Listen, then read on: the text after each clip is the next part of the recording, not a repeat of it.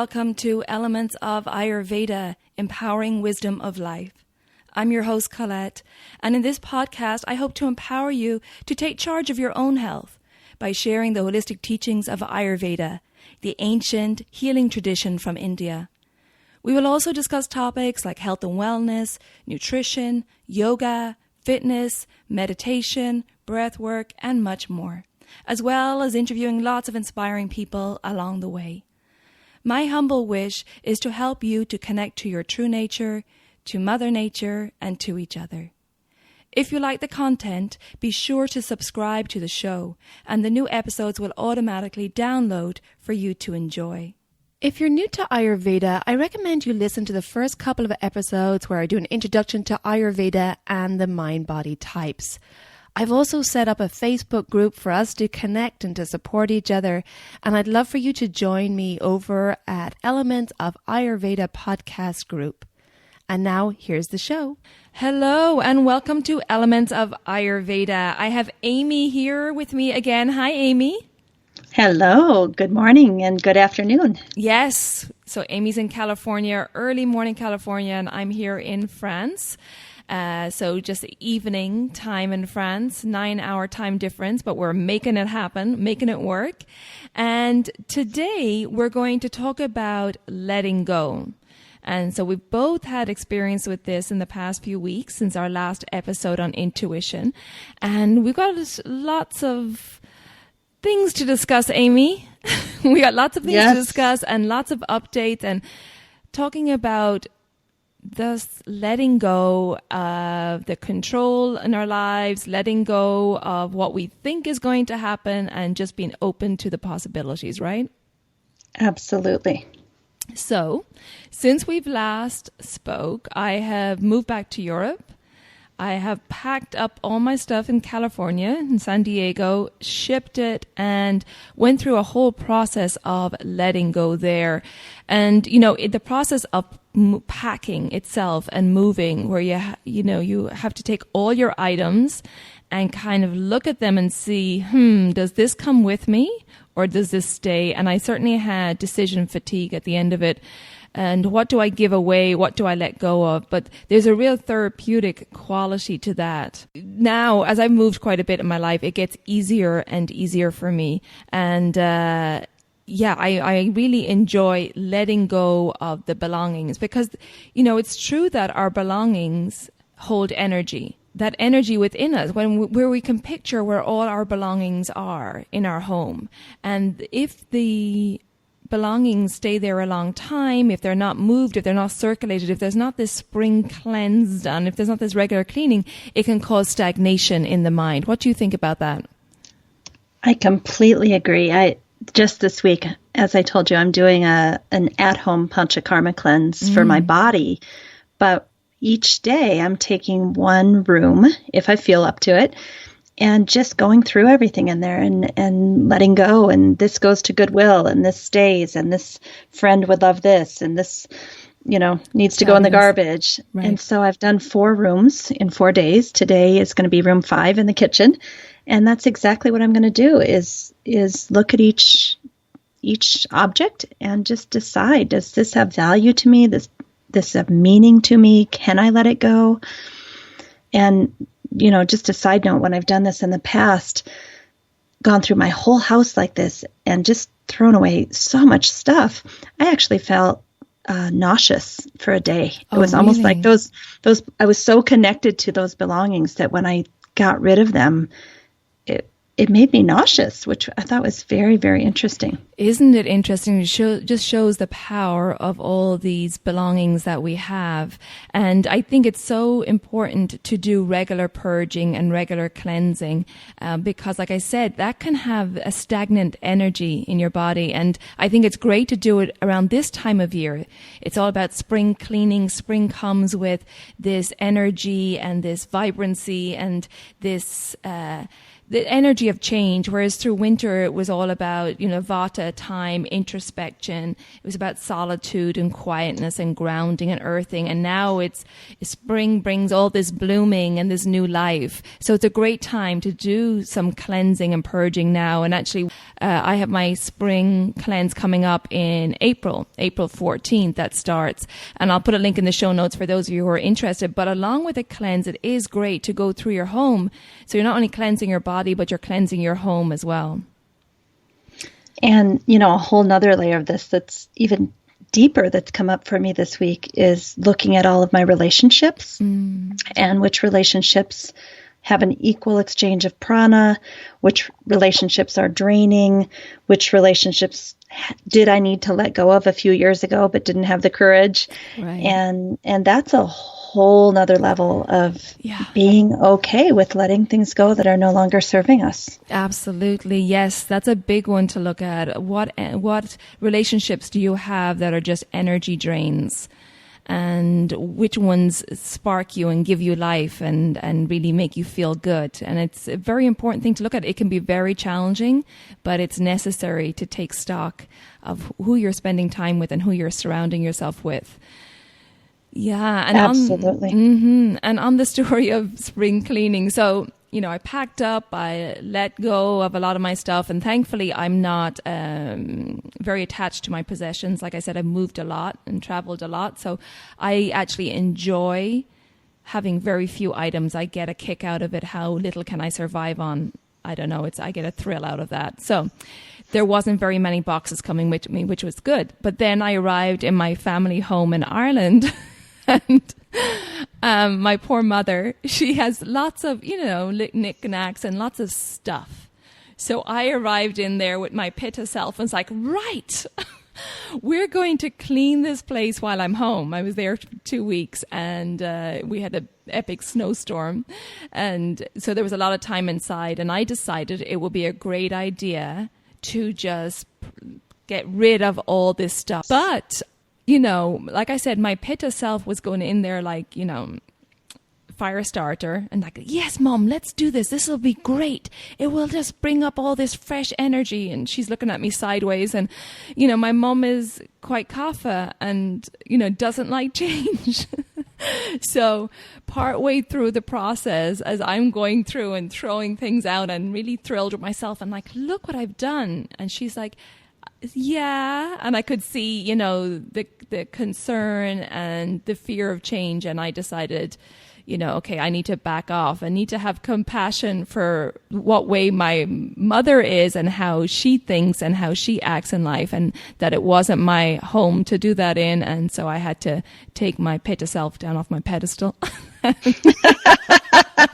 Hey, at least you did it, not waiting for someone else to knock you off. My poor mother. She was like, oh, dear gosh, get this girl out of my house. But then, that goes to our belongings oftentimes give us safety and security. Yeah. And that picture and that mug bring up these warm, fuzzy feelings. And if you take away my coffee mug from 1972, I don't get to have that warm, fuzzy feeling anymore. Yeah. These objects have deep, deep emotional connections. Right. And so it's really not always about the object. It's about the feeling or sensations we feel inside in response to that object. And so, as you were saying, you can't make those decisions for your mother. No. I can't. My poor mother, I just, it took me a day or so to realize, to stop and go, oh, wait, now this could be quite challenging for my mother, who is kapha. And then when kapha becomes imbalanced, can get quite possessive of people and things. So my mom has clothes from 60s and 70s. And oh my goodness. So but that's, I have to respect it's her home, it's her stuff. But then I backed off. Then I realized, oh yeah, maybe this isn't as brilliant an idea as I think it is. Maybe she's not feeling the same, love of getting rid of stuff as I feel. So yeah, so that was it's good to cleanse in your own home, maybe not in others. Yes, I think that's a good rule. I have many, many friends, family, and myself that have learned that the hard way. You really need to cleanse your own home and maybe have some support. Maybe have someone sitting on the bed, and when you need a little help putting it in the Goodwill bin, saying, yeah, I think that's a great idea. Right. But having compassion that everyone has a different attachment to their belongings. Yeah. But it was overall, I had a great time in Ireland. It was so lovely. When I go back to Ireland, it's just like I really feel like I sink in when I get home. I let go a lot. It's like going back to your childhood home. You kind of let go of, I don't know what it is. It's not that I'm on high alert, but you can just really relax.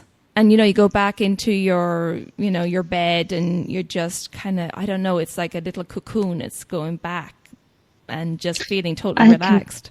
Completely agree. And I don't know, there's this thing in the Yoga Sutra called a Vasana, Vasana, a Vasana. And it's kind of like an emotional imprint that got set in deep inside of you at one point in your life. I mean, we're always creating positive vasanas and negative vasanas every single day of our lives. But I think when we insert ourselves back into our childhood homes, a lot of the vasanas that we felt at that time period come up. Yeah. And if those are really good, comforting, warm, you're in your snuggly bed with your down blanket in the snowstorm outside. Hot water bottle. Yeah, those are beautiful vasanas. Or someone could go home and have the vasana, oh yeah, my parents are alcoholics, and oh my gosh, it's not safe here, and oh goodness, this makes me feel helpless, or, that kind of thing. Yeah, that's so true, because that's exactly what I feel like. I just feel like you just take a deep breath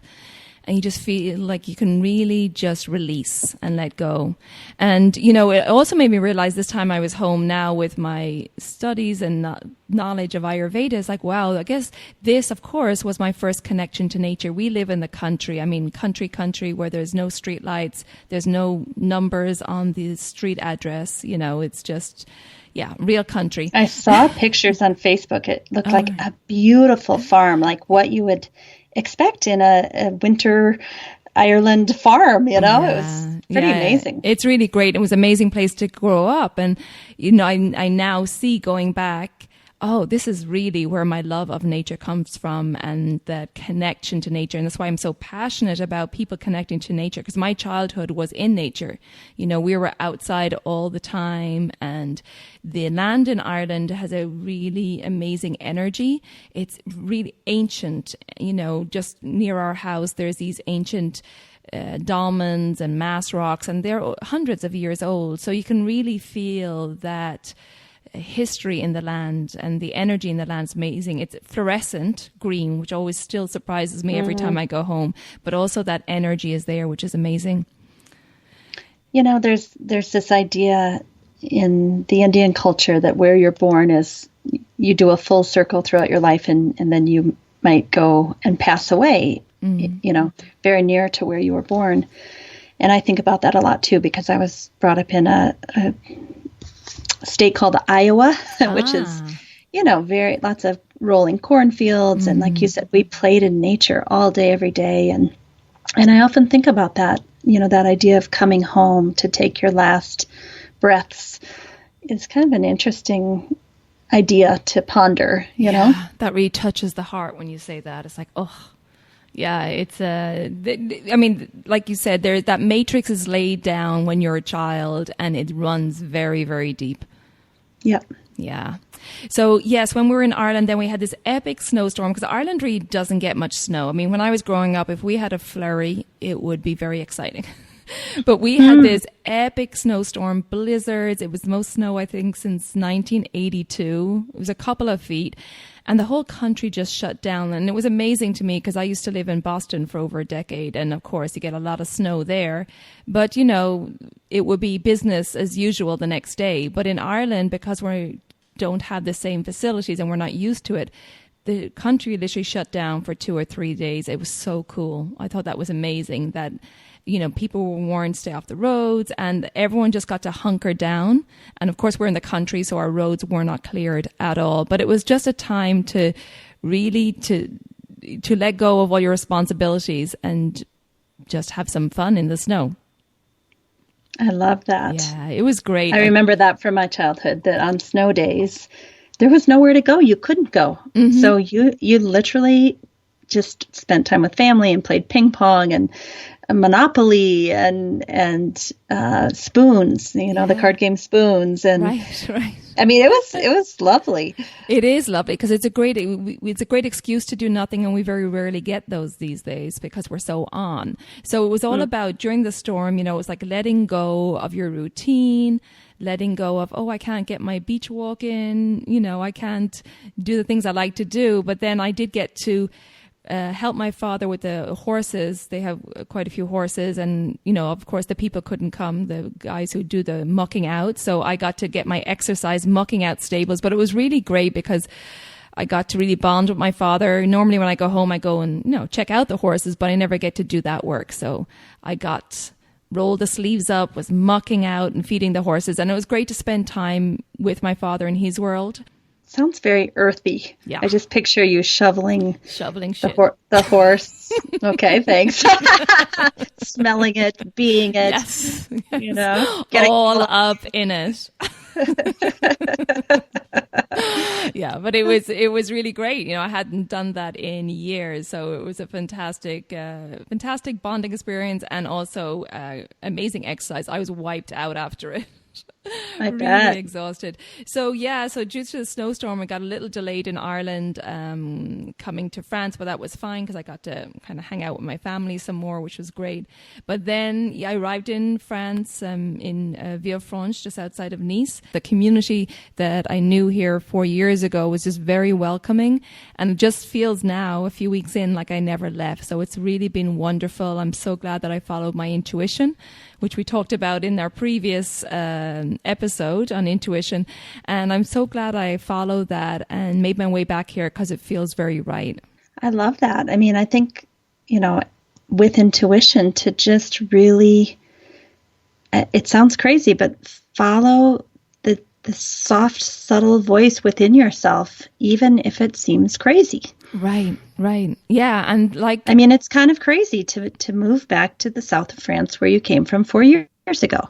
Yes. But it's right. Your soul knew it was right. And you got quiet enough to listen and follow. Yeah. And I can see people around me thinking, well, what are you doing? Because I said I left Encinitas, which is a very spiritual place. Deepak Chopra, Louise Hay lived there. There's a lot of stuff happening in that area, but I just wasn't feeling the connection. I'd say there for 3 years. And it was about just letting go of the thoughts of where I should be, the pro-con list, letting go of the logical thought and just going with my gut. And like the theme is today, right? Letting go. Absolutely. And the word that just came to mind is freedom, that you have very few belongings. You're not attached to, something that would force you to stay in Encinitas. You're able to follow your intuition because you've set your life up in a way that gives you that freedom. And that's what I've been really, really thinking about the last month is I want that freedom. If you don't have freedom, you cannot follow your intuition. Right. So how do we set our lives up in a way that we can actually follow our intuition and let go and let God and do what our soul wants us to do in this time on earth? Right. Yeah. And what do you think is holding that freedom back from you? I mean, is it belongings? Did you feel like you're anchored somewhere, or what is it that's I actually feel I have set up my life with a lot of freedom because for better or for worse, I don't have children, and I don't really care about belongings. Most of the things in my house are either from Goodwill or a Boulevard, or someone gave them to us. Right. So like literally, if I had to move, I would just be like, okay, throw this out, get rid of this, So, but for me, the grounding force, and one of the few areas that I don't have a lot of freedom is that I have a lot of pets that I'm unwilling to move. And I'm very happy here, so there's no sorrow in that. But I do have these animals that I can't just pick up and move into the city or, that kind of thing. Right. And I don't think even if you do have belongings or you do have a mortgage or you have kids, I don't think that necessarily needs to stop your freedom, because you can have freedom in other ways. Right. Freedom to express yourself in other ways, freedom to take trips. It doesn't necessarily have to be big moves, right? Right. And I do completely agree that freedom is a state of mind. Mm-hmm. There are things we can do on the external to help support the internal state of mind, like getting rid of a bunch of stuff when you spring clean. But truly, it is a state of mind. And I would even say that by fulfilling your responsibilities that you've signed up for, that gives you an internal sense of spaciousness and peace and freedom. Right, exactly. And being able to say what you want to say and do what you want to do is freedom, no matter what it is. Yes. Yeah. But this ability to make your own way in your own life. Yeah, it's, freedom is being you without anyone's permission. That's one of my favorite things. Oh, I love that. Oh. That's not me. That's not my saying. It's somebody else's. I just remembered it now. But it's true. It's being you, your true self, which we talk about in Ayurveda and yoga, without anybody's permission, not living up to anyone's ideals, not following the herd, not, just doing and saying what you want and feeling confident in it. Because with that confidence of letting go of the perceived person you should be or what you think you should do, with that confidence comes the authenticity and that energy that people are like, whoa, oh my gosh, I love that you're saying this. What it's making me think is the Bhagavad Gita quote that it's better to live your own dharma imperfectly than to live someone else's dharma. Can I get an amen? Perfectly. Yeah. There you go. Exactly. And what you just said is when we connect to that deeper place within ourselves where we do have autonomy, we do have freedom, we are willing to be authentic in the world, the amount of prana or life force that flows through us increases 100-fold, and you become a more potent person, and people notice it and they want to be around it. How come I feel so good when I'm near you? Well, I think when we are connected, it gives other people permission to be connected. Right. Because they don't have to censor what they're saying. They realize you're going to say whatever you want. So it gives them permission to say what they want to say. Exactly. Yeah. And I want to tell listeners about our show today too, because in the past, Amy's a regular guest now, which I'm very excited about because I love our conversations and I hope you guys enjoy them too. But I've always, gave a rough outline of questions, but I was struggling the past few weeks about how are we going to do this going forward, because we know it's going to be a regular thing. I was not really feeling doing questions. And then I decided, what? I just want to get rid of the questions, the preparation, and just see what needs to come out, because the conversations tend to flow anyway. But it's also like when I do too much preparation or do too much research or have all the quotes, that that's a crutch. And then I'm less confident to say my own thing. Whereas now I don't have anything in front of me and I'm just letting what needs to come out for good or bad. And so I think I love this approach to the show going forward. Is with our conversations, Amy, is just letting go of that structure, letting go of that preparation, that planning that Pitta likes sometimes, and just it's hilarious being reckless. Yes, the two Pitta women that usually would have a word-by-word outline for every moment of their day have decided to go rogue. So how did you feel when I suggested it to you about, well, let's just not do the prep? I'm actually okay with it because I feel like a podcast like this, the intention is to let the spirit flow through me and hopefully I won't get myself into some entangled mess talking about something I shouldn't be. But I think to just allow spirit to flow through us is so joyful. It's one of the few hours of the month that I'm just going to let myself be authentic and be me and see what comes out of my mouth. Yeah. For better. Well, that's it. But if it comes out, it's, it's your truth. So, it's recorded forever. There you go. We have that on tape, Amy. Yes. Primary material. But that's what I believe, is that I am a vessel, and I believe we all are, vessels for the Creator, whoever you believe it is, to come through you.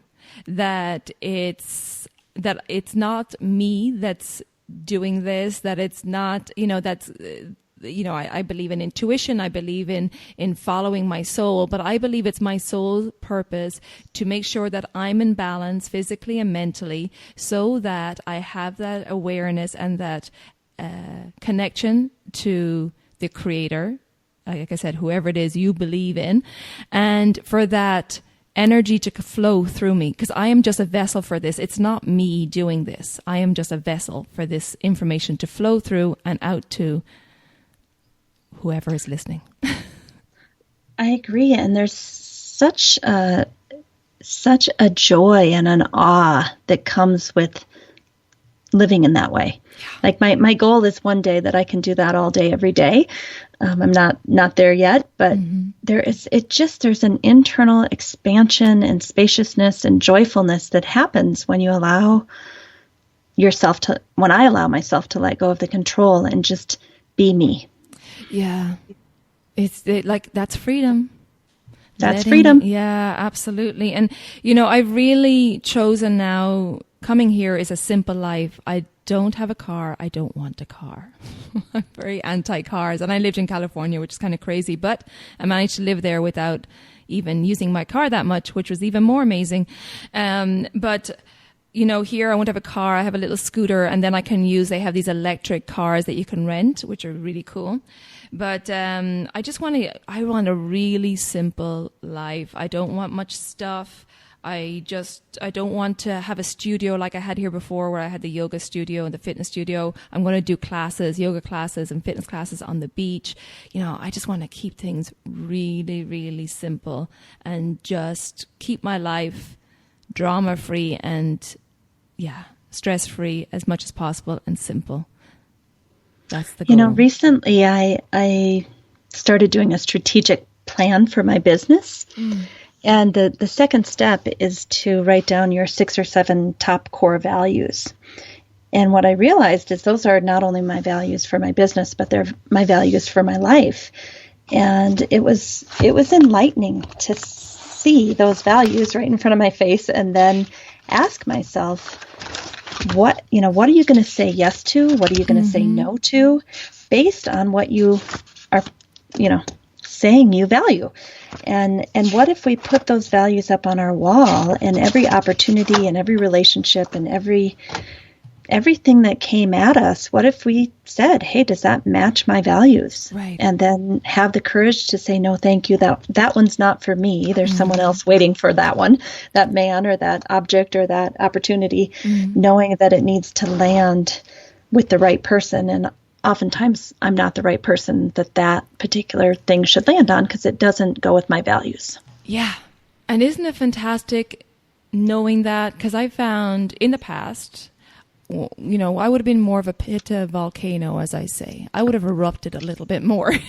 But now that I've done a lot of work and a lot of education on myself and how to keep myself in balance, that even when something really funky is happening, like in the last episode on intuition, we talked about how I got, I had to leave my little cottage in California, and I was, a relationship had ended, that even when I was in the middle of all that craziness, that still I understood that this is happening for a reason, and that this is just not meant for me, and there's something bigger and better. I just need to go through this little crappy time right now and just kind of keep myself in balance and keep grounded and hold still, stay low key and write it out. And on the other side will come great things. Yeah, I love that. I've been reading, reading a book called Traction. And it had this whole section on letting go. And it basically said when you're faced with, the monster under the rug or the dirt under the carpet that comes out, and you start to realize that things are not aligned properly in your life, you have three choices. You can decide to live with it, you can leave it, or you can try to change it. And that's helpful to me, like to get clarity up front. Am I trying to change this person? Am I trying to leave this person? Am I trying to live with this person? And just deciding like, hey, I think it is time for me to let go of this person or this thing or this job, and just being really conscious about it and committing to it, and then having the courage to follow through with the letting go process. Yeah. And like you said earlier, you're purging now in your home, and you're looking at your relationships and seeing if there's any energy draining or relationships there.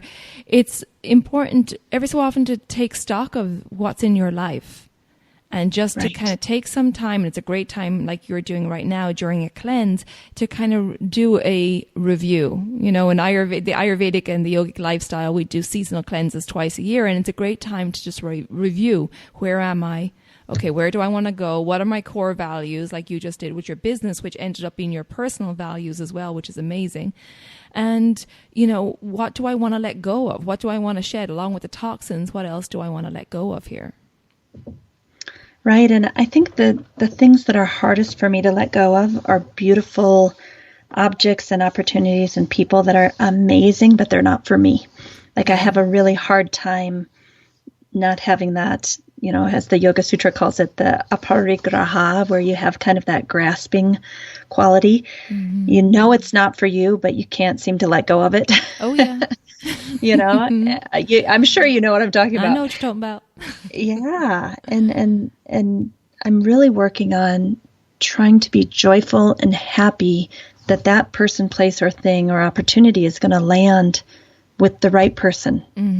I don't have to do it all, be it all, have it all. Right. I want to be simple. I want to do what's in my path, not hoard all the opportunities, Yes. But while we're talking about opportunities, Miss Amy, can we discuss your amazing opportunity that was just awarded to you? Oh, sure. I should be. Yes. So unexpectedly, I was asked if I would consider being the president of the board for the International Association of Yoga Therapists. And I was telling you, thank you. I was telling you before we started taping that it had never crossed my mind. That's amazing. Which is very strange. It's very strange. I just wasn't in my view. But that is how most of the really important events of my life have happened, that I wasn't paying attention. I wasn't thinking about it. I didn't have a goal for it. I was just doing my thing joyfully. And the next thing I knew, something showed up and I'm like, whoa. And then I thought about it for 2 or 3 weeks to really decide if this was, because it's a responsibility. Everybody sees they think there's fame and fortune associated with it, which there isn't. But they don't understand that to be a good leader, you're actually working for people. It's not about you. It's about the people you're serving. So to take on a responsibility like that it's a big deal. And I had to talk to my husband and say, this is going to affect you. It's going to affect us. Are you willing to contribute to this thing that has popped up? And of course he was so supportive, but I think along the theme of letting go, really we strive and we have goals and we think we want these things. And those are never the things that end up making us happy. No. Isn't it amazing? And the things that just happen when you're not paying attention oftentimes are the most beautiful moments in life, the most amazing things to experience. And so I think the idea of surrendering to your life and letting go into your life is so critical. It gets the prana flowing. Yeah, because the thing is that our life very rarely turns out the way we planned. If you'd asked me in my 20s, I would have said, and most of my friends would have told you that, oh yeah, Colette will be married with loads of kids. And now I'm quite content. I'm very happy and I don't have children, and it's beautiful life that I have. But, you know, if I had stuck to that plan and, you know, how my world would be different now. You'd be living in a farm in Ireland. Yeah, who knows? Yeah, who knows? Yeah, life is a mystery. You know, I always had a kind of a pushback against the teachings of karma and predestination and all this stuff. Like, I just feel like, oh, what a bunch of BS. But the older I get, the more I kind of feel like maybe there's some truth to it. Yeah. Maybe I'm not so in control. Maybe, you know, maybe these opportunities in people, places, objects, opportunities, maybe it's like this giant cosmic web that I'm wandering through. And truly there is some things that are almost like predestined. It would be very hard to not go there. You know? Yeah, absolutely. You know, I too would have been skeptical about that in the past, but the amount of coincidences that I've experienced and things that have happened in my life, it's quite bizarre. But I feel, for me, I feel that it's, you know, our soul has a purpose, and in order to reveal that purpose, whether it be big or small, it doesn't have to be any big grandiose thing, but that we need to take care of our body and our mind and bring it into balance and live in tune with nature and the circadian rhythms and all that, and really bring ourselves into balance so that we can listen to that guidance from our soul. Yeah, and it's exactly what you just said, that our job is to stay in balance so that we can hear it and then have the courage to follow through. And to me, that's easier than trying to pre-plan my life and get what I want and have my agenda that I'm pushing through at every turn and pissing people off. I think it's so much easier to just say, Amy, get up and do your dinacharya in the morning. Do your hot water. Do your bath with oiling. Do that and see what happens each day. Right. That's all you have to do. It's so much easier. It is. It is, absolutely. And I totally agree that all we have to do is focus on ourselves, because we can't control anybody else. So all we have to do is really take care of our body and mind as number one. And then we will be in balance, thriving. We will be a better, I've said this before, a partner, a better brother or sister, you know, wife, whatever, a better friend, a better worker, and we will be shining more in the world, and then we can make a difference. Well, and that's when the opportunities come, when you've just been a stable force doing your thing with good energy and good intention and kindness. If you've done that for months or years with a group of people, they naturally want to promote you. They want to give you opportunities. I mean, but it all comes back to the inner work. Yeah. Yeah, the inner work, and you have to be authentic. Like in this case, you know, this podcast, it's free podcast. I adore doing it. I love it. And people are like, well, how are you going to ask me recently, how are you going to make money off it? And, you know, it's all about giving. And I believe it will come back in bucket loads if you're authentic, you're genuine, you're passionate, and you give, and not to give in and want something in return. I completely agree. I mean, I think this whole opportunity with President of IYT, I just wanted to be of service to the field of yoga therapy. It was truly that pure. I really didn't have any other intentions. It's a young field. It needs help. People need to volunteer and do the right thing if this field is going to get off the ground. And that was all that was in my mind. And, you know. So do you think it was that energy of the genuine love and passion for it, and also your humility that you weren't even thinking of being offered this position? Do you think that energy is what attracted people to you and thought, oh, Amy would be a good candidate? It's possible. I mean, if I'm completely honest, I am a highly pitta woman with a lot of ambition. So I have to meditate and reflect on how come it never occurred to me. I really don't understand that yet. It's so new. Yeah. Because usually I would be thinking, okay, what do I need to do next? What's my next career goal? Where am I going from here? Like those are pitta, we're always building. Oh yeah. Building and right? spreading. So, yeah. And I do that in my own business and I do that in my personal life. But for some reason, IOIT was simply to be of service. In my mind, that was my charity. I don't give a ton of money to charity, but this was going to be how I gave. So maybe that's why I'll have to reflect on it some more. It's very confusing to me. Yeah, well, it's an amazing opportunity and congratulations again. I'm excited to see where you take this organization. It's just like you said, it's just still new, but it's really needed in the world. So it's fantastic. Yes, thank you. So going on letting go, when you talked about both of us are primarily pitta, kapha, but pitta having that, that drive, and we talked about how pitta needs to let go, right? Let go of the competition and the seriousness and that constant drive that, pitta, I see us as head down, just striving through life. And I definitely I'm trying to let go a lot more. I used to work ridiculous amount of hours, and now, like I said, I'm trying to live a simple life, still work, I still put in some hard work, but not overwork. And so is there anything else any other advice you want to give for the pitta folks out there on letting go before we move on to the other doshas? First of all, this is not my forte, so I'm not sure I should be giving the one advice because I'm still learning it myself. But just what I am learning on my own journey is that the more I can do what we call Ishvara Pranidhana, which is surrender the outcome. Like do the work, have focus, have good intentions, be kind, and then whatever happens, happens. If somebody doesn't want me or doesn't like me or doesn't appreciate me or doesn't want to include me, it's okay.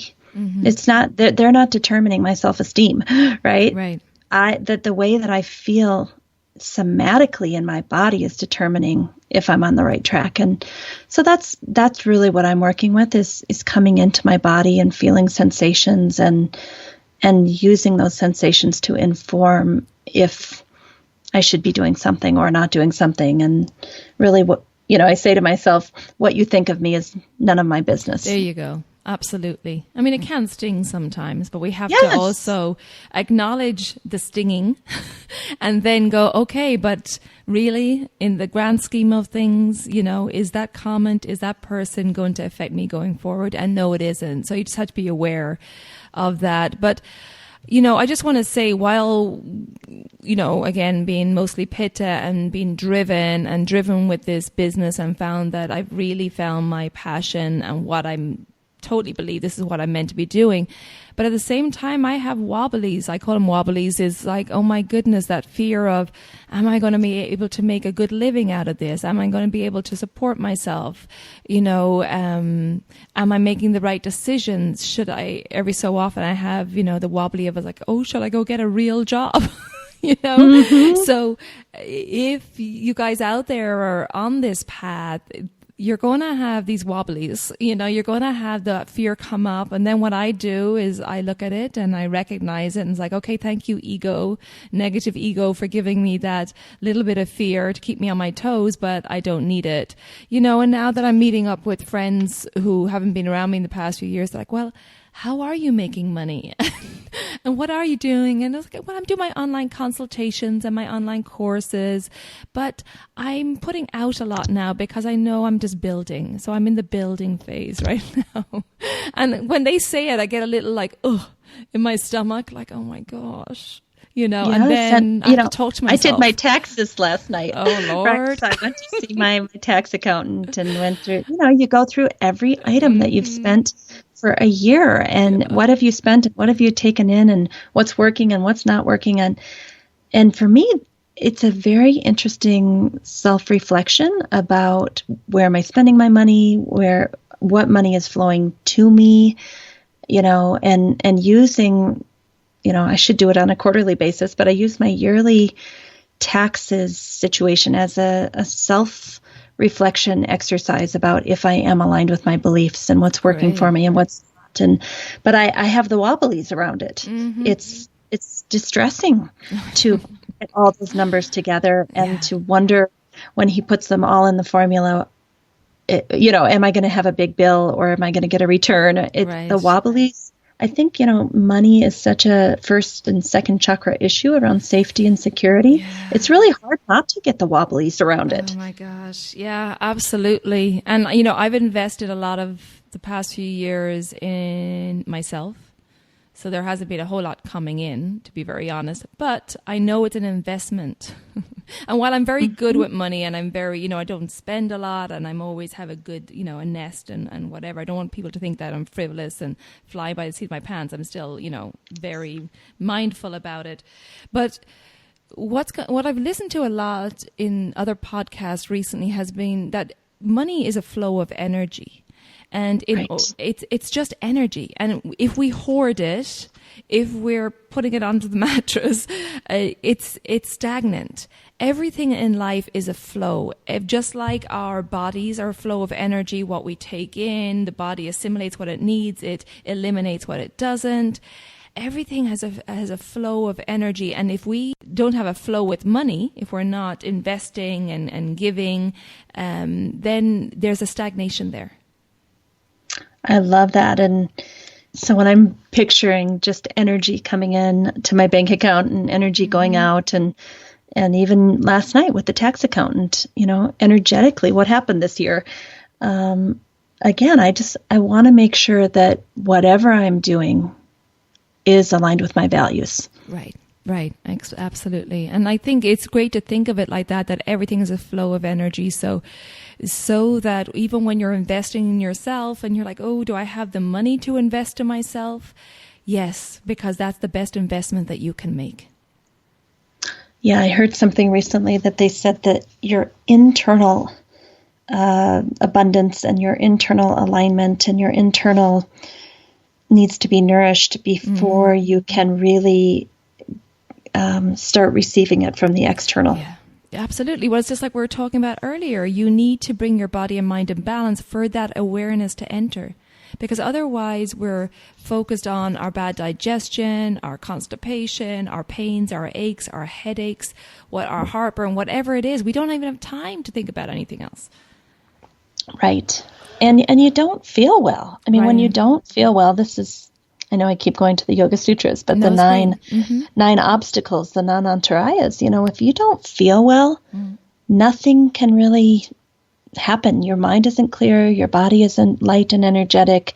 You don't have the passion that you normally would. So getting our health in order is first priority.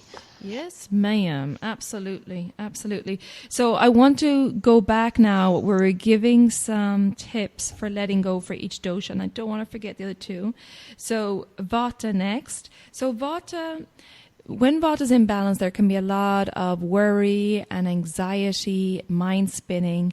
And, we know to ground Vata, I've talked about this before in other episodes, is about having grounding foods and grounding practices like yoga practices, slowing down, meditation. So for Vata, it's letting go of that need for constant movement and realizing that you need to slow that energy down sometimes. And just like we talked about, there's a flow of energy with money and in life and in our bodies. We need to have those opposites. So we, along with that Vata movement, so that Vata that Vata energy is a lot of movement. Vata people tend to walk a lot, move a lot, always be on the go, love traveling. But you need to have that downtime, have that rest time. So we need to, like increases like and opposites balance, which is the Ayurvedic principle. We need to bring in that opposite of grounding and letting go of that constant need for movement and realize that, maybe the run isn't the best for you for exercise, that you need to go sit on a yoga mat and do a slow yin practice or do a restorative practice or sit and just meditate or just chill. So that would be my advice for Vatas in regards to letting go. Wonderful. I completely agree. And I think we should note that we're not just talking about people with a Vata birth constitution, but we're talking about 80 to 90% of the population who's living a Vata deranged lifestyle. Yeah. So there's almost no one, at least in the United States, that wouldn't benefit from reducing high Vata. Yeah, absolutely. Absolutely. Because our society nowadays is very Vata provoking. And with that slowing down and that letting go of a constant movement comes a grounding, comes the balancing for the body and mind. And I have to say, I just posted, I think it was on Instagram, I posted it, but I was walking down through the village here in Villefranche one afternoon. It was about 1:30, and then all the restaurants on the waterfront are just lined up with people out dining. And the one thing I really admire about the French is the fact that they take a long lunch break. Like sometimes it can be 2 hours, and they don't mess around meal times. I mean, it's sacred. Meal times are sacred. Places close, and they can close for 2 hours in the middle of the day, like grocery stores, small little grocery stores and stuff, and businesses.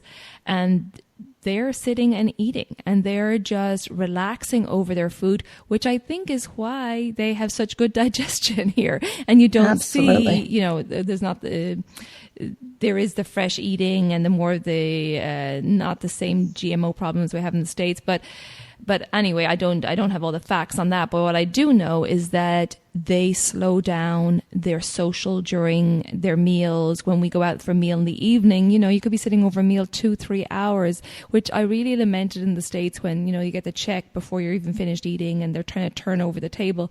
Here, it's really social. You sit for a long time. And thankfully, they're still held on to that tradition here. Yes, I completely agree. Okay, so let's now move on to kapha. So kapha, letting go. So kapha tends to be that heavy, stagnant energy, and particularly this time of year, it's spring season, and I did another episode on the seasons and what doshas are in the seasons. But in springtime, the kapha energy rises in the environment, and so it rises in our body. So this can lead to more stagnation, and it can lead to congestion. We often get those colds, sinusitis, respiratory problems this time of year, that really slow, heavy feeling because the earth is damp. Maybe the snow is melting, or you're getting a lot of rain at the moment during springtime where you are. And that heaviness can cause heaviness in our digestion and cause our digestion to slow down. So for kapha this time of year, it's really working on letting go of those heavy foods of winter and lightening. Like we talked about earlier, a cleanse is perfect this time of the year. In Ayurveda, we do it on the joint of the seasons between winter and spring, and then summer and fall. And I do have one coming up. I'll put the link to it in the show notes. It starts April 14th. But cleansing this time of year is really important. And letting go, like I said, of those heavy, stagnant foods of winter, those grounding foods, which we needed in winter to ground the Vata energy. But now we need to make that shift. And just like we change our clothes with the seasons, we need to change our foods now, moving into more drier foods with less heaviness in them, more stringent and bitter taste, like leafy greens. Again, just go to your farmer's market, see what's in season. We've got the astringent fruits like apples and pears, which are going to take that excess water out of the body. I'm on a flow, Amy. Do you want to? Yes, I'm loving it. And the thing that is interesting to me is that, each season that we have, it starts with a small amount of kapha, and then over a few months, it grows to a much larger kapha imbalance. Right. So when you cleanse at the beginning of the kapha season, you're actually setting yourself up for less kapha accumulation in the next 2 or 3 months. And for me, that's important because early spring doesn't mess me up. It's late spring that I have my terrible, terrible allergies and water retention and all foggy mind and all that stuff. So this cleanse that I'm doing is preparing me to not have as much kapha 2 months from now. Wonderful. So tell us, how are you feeling on your cleanse? So you're in the middle of it now, right? I am. It's surprising. I think it's interesting because as a person who tends to get kapha imbalanced, I actually feel really good on the cleanse, right? Because it's lightening me up and it's putting me in balance. And I think that's a much easier situation than someone who's already vata imbalanced, doing a cleanse and lightening them up, it takes them further out of balance and they feel terrible. But my problem is kapha imbalance. So the cleanse makes me feel lighter, sharper, happier, more joyful. Right. I feel better this week on a cleanse than I normally do, which is kind of fantastic. Odd. And this, exactly what you said, is why I think that the cleanses need to be individually tailored, because I would give different advice to a person who's kapha imbalanced than to a person who's vata imbalanced. For example, for a vata person, I would recommend adding rice to the khichdi, whereas with a kapha person, I would recommend using quinoa. So you really have to look at the individual, the circumstances, and their needs. And this is why, in mine, I do a consultation with each person because I want to tailor it to them. But it's so important because, as we always say in Ayurveda, there's no one size fits all, right? Right. And after this podcast, I'm meeting with my Ayurvedic practitioner mid-cleanse to make sure that what I'm doing actually is okay. Everything's flowing well, so that if we need, I've been on it 5 days and I have another probably 3 or 4 to tailor it mid-cleanse if I need to. If it's not working for me, if I felt terrible, well, then we have to change directions mid-cleanse, not abandon it, but figure out, do I need a little more rice? Do I need more hot water? Do I need less ghee? Right, absolutely. And it's, yes, there we go. It's letting go of the structure of the cleanse and that and just having that flexibility with seeing, okay, what is the context now? What's the weather? How am I feeling? What's going on in my life right now? What's my stress levels? And taking all that into context and seeing what you need. So again, it's like that letting go of the structure. Oh, I have to do this. It says on day 5, I have to do this. No, we need to check in. How are you feeling? And let's make decisions from internally rather than a program that was given to you. Right. I mean, I have a sauna, and each day before I go in there, I say, am I feeling overheated? Am I feeling agitated? Am I feeling angry? Well, that's not a day to do a sauna. Right. Am I feeling lethargic? Am I feeling foggy mind? Am I feeling heavy? Well, that's a day for me to go in the sauna, right? We're going to kind of wind it up here with that thought to bring into your days going forward is, what can you let go of? What in your life are you holding on to? What are you gripping onto? Where does there need to be a flow of energy introduced so that you can let go of that false control that we think we have, right? And just let the energy flow. What we're both doing in yoga, I do yoga therapy, you do Ayurveda. We're teaching people the system to keep themselves in balance so that they can let go and let prana flow. Right. Let go and let prana flow. There you go, sister. You're a poet and you just don't know it. But that's what it's all about, is just, it has to start with your home base. It has to start with you. Once you start taking care of you, everything else will fall into alignment. But you won't be able to achieve those things in your life until you start with home. It has to start with home first. And that everything in your life may seem at the moment, oh, it's crazy. I don't have time to do this. I don't have time to take care of myself. Well, you need to find time. Even little things. Start meditating a few minutes a day. But you need to find time to take care of you first. And once you're in balance, then it will be easier to manage the other aspects of your life because you'll have space to think. Right. Right. And it truly is a process to learn how to keep yourself in balance. We think it's common sense, but it's truly not. No. Because when you're out of balance, you tend to gravitate towards things that keep you out of balance. So I think having a person like you, or, going through a training program like I offer at Optimal State of Living, we are teaching people how to know themselves. We're teaching them how to balance themselves, and then organically, they want to share that knowledge of how to do that with others. Yeah. It's like lighting a flame that lights a flame that lights a flame. Right. Because they get excited. They're like, oh my gosh, I feel so good. Let me tell you what I'm doing. And people will see you feeling good and they'll want to know, what are you doing?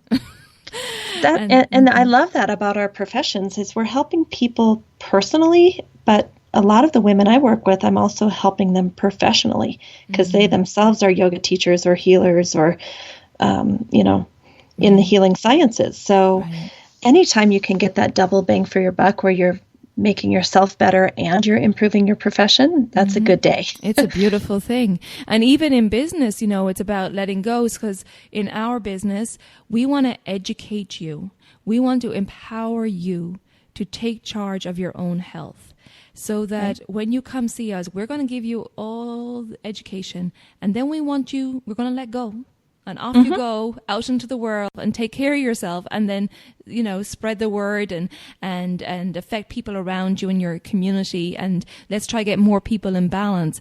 But, the purpose is just to educate people. So it's a small investment really to gain that knowledge so that you can really understand your own body and mind, and then know exactly how to keep it in balance. And once you have that education, that's it. Then you go off and you do your thing.